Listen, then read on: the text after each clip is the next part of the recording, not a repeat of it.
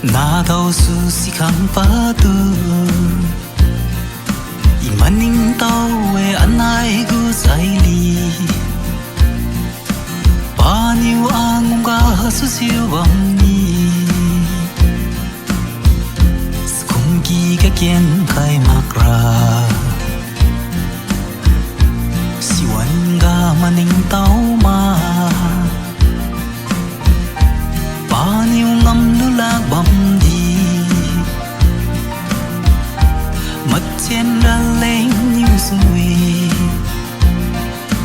Aholiu wijiu Rambam ni Aholiu sao Makge Aholiu karaik tao cũng chiu nai machang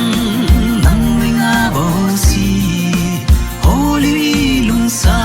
alitu Mainiu simak bonga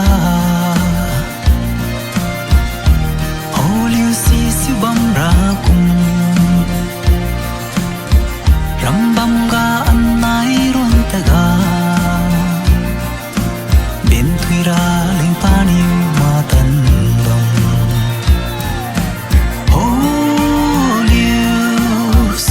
sao Makge Aholiu karaik tao cũng chiu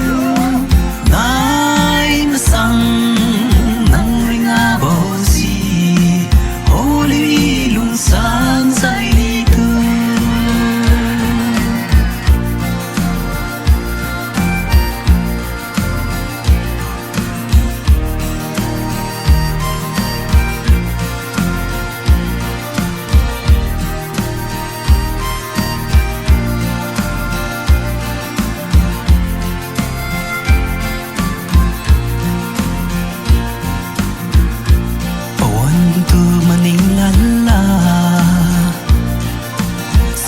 Kawang tulong someday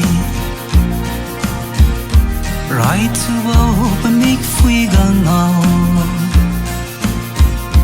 Bay magra ng matan